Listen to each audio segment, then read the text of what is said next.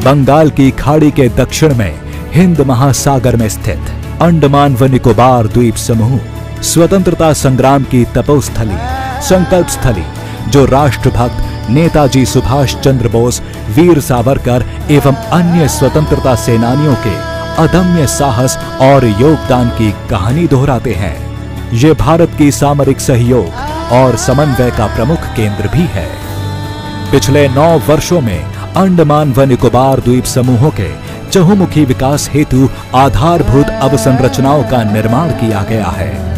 High speed internet के लिए optical fibre cable connectivity, बंदरगाहों का विकास व विस्तार, बेहतर सड़क संपर्कता के लिए हाईवेज इत्यादि का निर्माण, ये सभी कदम यहाँ के लोगों के विकास और बेहतर भविष्य के लिए भारत सरकार की प्रतिबद्धता को दर्शाते हैं, जिससे भारत की विकास यात्रा में ये द्वीप समूह मजबूत भागीदार बनकर उभरे हैं।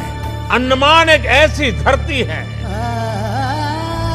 जहां पानी, प्रकृति, पर्यावरण, पुरुषार्थ, पराक्रम, परंपरा, पर्यटन, प्रबोधन और प्रेरणा सब कुछ है।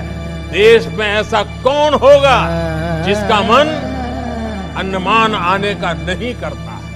माननीय प्रधानमंत्री श्री नरेंद्र मोदी जी के दूरदर्शी एवं यशस्वी नेतृत्व में सकल भारत के समग्र विकास पर जोर दिया गया है, जिसमें पिछले 9 वर्षों में विमानन क्षेत्र ने भी अभूतपूर्व प्रगति की है, जहां देश में हवाई अड्डों की संख्या 74 से बढ़कर 2 गुनी हो गई है।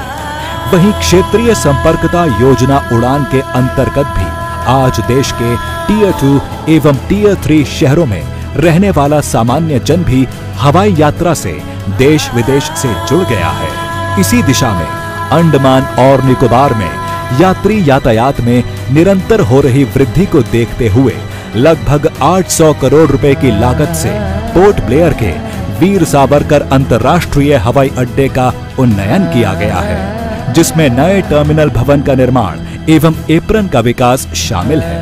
लगभग 41,000 वर्ग मीटर में बना हवाई अड्डे का ये नया टर्मिनल भवन व्यस्ततम समय में 1200 यात्रियों को सेवा प्रदान करने में सक्षम है, जो कि वर्तमान की क्षमता से 6 गुना अधिक है।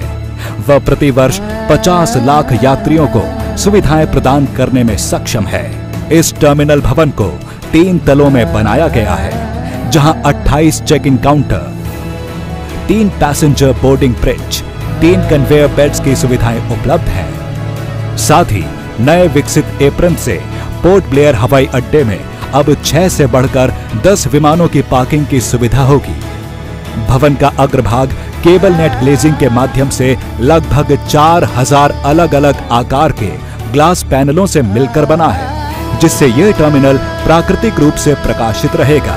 यहाँ के सुरम्य द्वीपों की समृद्ध जैव विविधता से प्रेरित पोर्ट ब्लेयर टर्मिनल भवन एक सीप के आकार की संरचना है, जो समुद्र और यहाँ के द्वीपों की सुंदरता को दर्शाती है। ये टर्मिनल भवन विभिन्न प्रकार की चित्रकलाओं से सुसज्जित है, जो इस द्वीप की संस्कृति, जीवन शैली, वनस्पति और जीव जंतुओं को दर्शाते हैं। इस नए टर्मिनल भवन के प्रारंभ होने से संपर्कता बेहतर होगी, जिससे यहाँ के पर्यटन को बढ़ावा मिलेगा और क्षेत्र के उद्योग और अर्थव्यवस्था को नई गति मिलेगी। साथ ही शिक्षा, स्वास्थ्य, कृषि और मरीन क्षेत्रों को और भी बल मिलेगा। असीम संभावनाओं से भरे अंडमान निकोबार द्वीप समूहों के सर्वांगीण विकास की दिशा में पोर्ट ब्लेयर हवाई अड्डे का नया इंटीग्रेटेड टर्मिनल भवन एक अहम भूमिका निभाएगा।